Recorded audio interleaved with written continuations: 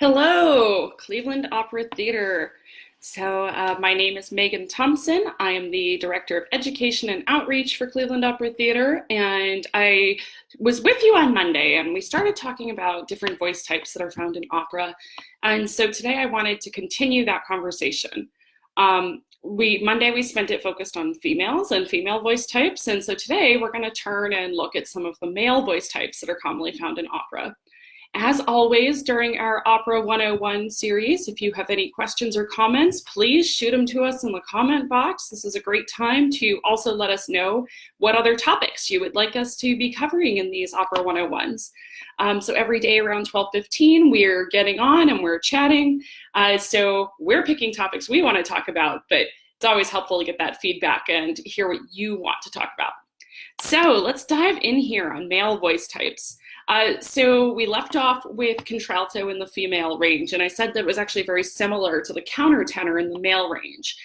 So the countertenor is the highest male voice type. It's actually probably even closer in pitch to mezzo-sopranos than contraltos, but they were super popular back in like 17th century. It's really fallen out of fashion. We don't do a lot with countertenor roles now, though in the mid 20th century, there started to be a resurgence of the countertenor in opera literature. So usually the range is somewhere around the G below middle C to an F, an octave above middle C. And it's usually through the head voice or the falsetto. And a lot of folks ask what the difference is between a countertenor and a regular tenor who has that high falsetto extension. And usually it comes in more with the weight and the comfort of where a singer can really sit. Countertenors can sing in this range all day long. You know, this is their comfy place, whereas a tenor who just has that extension in their voice usually gets worn out a little faster. There are some really great countertenor recordings out there. Not as many, obviously, as some of our bigger voice types, because there simply aren't as many countertenor singers. But Decca actually made a really great recording called The Five Countertenors. I highly recommend it if you want to listen to more of these singers. And some of the famous roles include pretty much everything Handel wrote could be done by a countertenor instead of a mezzo. A lot of the stuff that used to be sung by castrati could easily be a countertenor now. So Nero in Handel's Agrippina, for instance, would be a really great example of a countertenor role.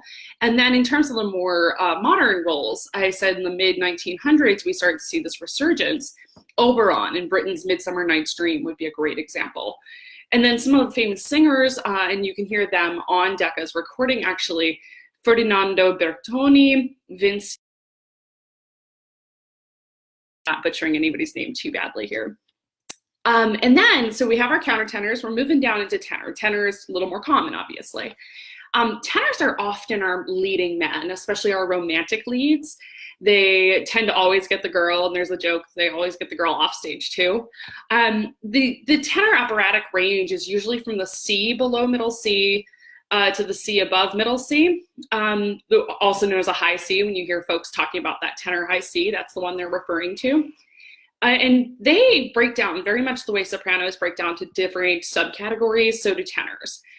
So four of the most common groupings is what we'll cover today, but it's not to say that there are not other labels often given. And as with other voice types and Fachs, always remember that just because somebody is mostly one Fach does not mean that they can't cross over to a different one. So often we start seeing that crossover in our singers. So with our tenors, we first have our lyric tenors.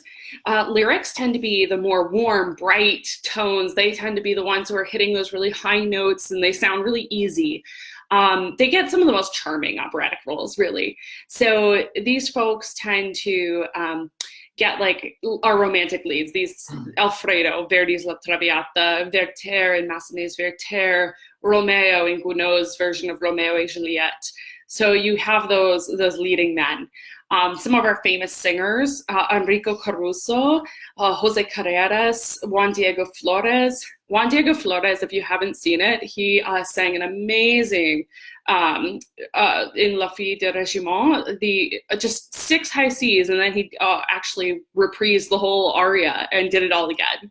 Just amazing voice. Then as we get out of our lyric range, we start getting into our Spinto tenors. In Spinto tenors, very similar to the Spinto sopranos, tend to have a very similar range as our lyrics, but it's a lot heftier. Like they can really put some power, especially toward the top of their range. So they tend to do a little more like the meaty roles, a little more on the Verdi side of things. So some examples of roles would be like Radames in Verdi's Aida, Giordano in Andrea Chenier, Don José and Bizet's Carmen.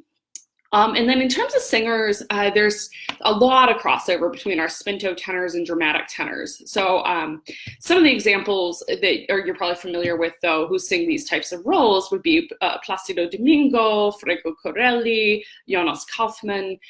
So there's some really big names out there. Jonas Kaufmann is actually my personal favorite, so I always recommend listening to his recordings. And then, so Spinto is very similar to dramatic. What really separates it, dramatic tends to not have quite as many high notes in their register or in their repertoire. It's usually a very big, emotive, powerful role and voice. And usually it's a bigger orchestra often. So we start seeing this a little bit more in our later romantic music. So some of the famous roles, Verdi's Otello, Rodolfo in Puccini's La Bohème, Leoncavallo's Pagliacci. So those are some of those big dramatic voiced roles. And again, there's a lot of crossover with some of the famous singers you really find in this category. John Vickers, Alfred Krauss, Luciano Pavarotti. So those big, meaty voices. Then, in terms of big voices, speaking of big, we get into what we call a Heldentenor. And these are very rare. You don't find a lot of true Heldentenors that literally will translate into heroic tenor. So this class of voice really came into fashion with Wagner. Wagner wrote a lot of roles that demand this voice type. So it's actually very low for a tenor range. It's like borderline baritone range. Really sits on that low end, so what we call a tessitura, where it sits. And these are usually really massive roles. They really require a lot of sustained singing. That powerful sound really has to last over long periods of time, and they're virtually unsingable by anybody under about 40. Voices, by the way, don't usually mature until you're into your 30s, especially these bigger voices, so it's not rare at all to have older singers in these roles. And so some of these famous roles, it's largely Wagner and Strauss dominated, but like Siegfried in Wagner's Ring Cycle would be a great example, or Wagner's Lohengrin, Tannhauser, Parsifal, all of those are great examples of Heldentenor roles. And then actually in more modern repertoire, John Adams, Nixon in China, John Adams wrote Mao as a Heldentenor role. So that's a great one in the more modern rep. And then in terms of famous singers, Set Svanholm would be a great one, or Laurits Melchior, often regarded as one of the best Heldentenors of all time, James King. So these are just a handful that you can go listen to. Moving down the repertoire, now we're into our baritones. So baritones are like our middle male voice singing range. This is like roughly right around like the second G below middle C up to the G above it is usually where we sit. And again, baritones can be broken down a myriad of ways. Today, we're just going to break them into 3 subcategories. So we've got our lyric baritone. They usually sing usually the similar range. They're usually a lighter voice. They're usually a rich sound to them. Often some comic roles. A lot of our lower voiced guys tend to get more of the comic roles. But they're not without all the depth too, and sometimes they are also one of the leading characters, even if they're a comedic character. So some of the more famous roles that you might recognize would be like Papageno from Mozart's Magic Flute, King Melchior in Menotti, Zabal and the Night Visitors, or even the music master in Strauss's Ariadne auf Naxos. And then in terms of singers, I felt like this was the hardest one to find true lyric examples because so many of our baritones actually cross through different repertoire. So I would personally recommend maybe Gerald Finley or Dietrich Fischer-Dieskau, Thomas Hampson. I think they're pretty good representations of the lyric sound, even though all 3 of those gentlemen actually do sing some other repertoire as well. So now moving into the next type of baritone, we actually have a very specific type here, the Verdi baritone. So Verdi is, that notorious that he gets his own baritone named after him. And it's very much what you would expect. Typically sings those Verdian operas. And one of the reasons why Verdi gets his own baritone in the voice classification system is that he was innovative / a little bit sadistic toward his singers, where he made them sing at both extreme ends of their range throughout the opera. And so it's very vocally taxing on a singer, and you have to have a very specific voice type to be able to sustain that kind of singing for a 3-hour opera. So for example, Macbeth would be a great role for a Verdi baritone, Falstaff, Rigoletto. A lot of those leading baritone roles in the Verdian operas would fall into this category. And then in terms of singers, I think it's pretty safe to say that Quinn Kelsey and Cheryl Milnes are two of the best Verdian baritones, especially of modern time. And then this is where we start seeing a lot of crossover. The Verdian and dramatic baritones are relatively interchangeable in a lot of ways. The dramatics tend to not have quite the same height to their range. They don't usually have that same extension. Or I should say the tessitura doesn't live up there the same way. So while they can hit those notes, it's very much like a mezzo-soprano where they don't like to live up there. So usually it's the G 2 octaves below middle C, upwards, lot of crossover though. And so famous roles that we're looking at here, we've got Scarpia in Puccini's Tosca, Escamillo in Bizet's Carmen, Iago in Verdi's Otello, and then famous singers, again, look at the guys in the last couple categories, but then also definitely listen to Tito Ruffo. He's a great Italian dramatic, and there's very little controversy on him being a dramatic tenor. As we move lower, or dramatic baritone, sorry. As we move lower though, now we're getting to the lowest voice type of all, our basses. A standard operatic bass range can hit the E below middle C to the E 2 octaves above middle C. Or I'm sorry, well, I am not awake yet. The E above middle C to 2 octaves below middle C is what I meant to say. Very low range. So our bass baritone is the one who can sing just super low like a bass, but also has a comfortable tessitura sitting a bit higher.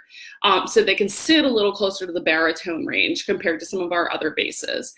This voice type is, I guess, primarily in the repertoire from the mid-19th centuries, where we really see a lot of roles. A lot of Mozart roles fall into this category. And really, even before it got into a true class, we start seeing it in Mozart and classical music.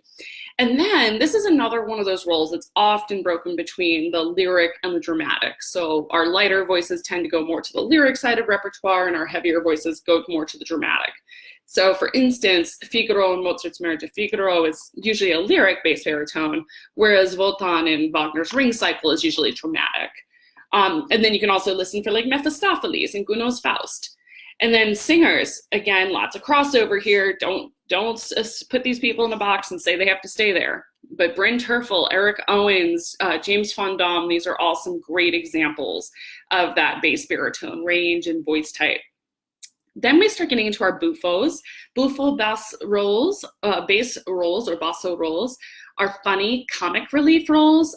It's usually found in the bel canto era. So again, more of that 1800 style of music. These usually tend to be a very distinct part. They usually have a lot of patter singing to them. It's usually a lot of tongue twisting. So again, look for your comedic characters here. So Dr. Magnifico in Rossini's La Cenerentola, Leporello in Don Giovanni, Bartolo in Rossini's Barber of Seville. So while amusing, a lot of those are also our villainous roles or our foils to our main characters. And then in terms of famous singers, you're going to want to look at Fernando Correia. He would be a great example of buffo. And then we're getting into, finally, our last voice type that we're going to cover today, the basso profundo. This is the lowest voice type in opera. These are this just rich wall of just low sound. Limited vibrato, but a lot of power behind it. And a lot of times these tend to be our older male villains, but not exclusively by any means. It just tends to be the voice type we associate with those older males. And so some of the famous roles, or a couple of the famous roles, Zarastro and Magic Flute, great example of a basso profundo role. Heinrich in Wagner's Lohengrin would be another good one. And then singers. There are a lot of great Russian basso profundos. So there's a lot of wonderful recordings out there. A couple of specific names you might want to look up: Vladimir Miller and Kurt Moll. Those are awesome. So this has definitely tied up all of our voice types. We have lots of great examples here. I would say that if you want to read further, one of my favorite resources that's out there right now is actually from NPR Music, and I think it's NPR's Talk Like an Opera Geek. That's what it's called. And they have different posts for each voice type, and so they break it down. They give you some different recordings to listen to. It's a really good series if you want to learn more about operatic voice types. So again, if you have questions that you want to submit for future Opera 101 sessions, this is a great place to submit them. Adam here. Yes, I will definitely post a few of those example names. And what I'll do is I'll actually link those NPR articles. That's a great question, Wendy. Thank you.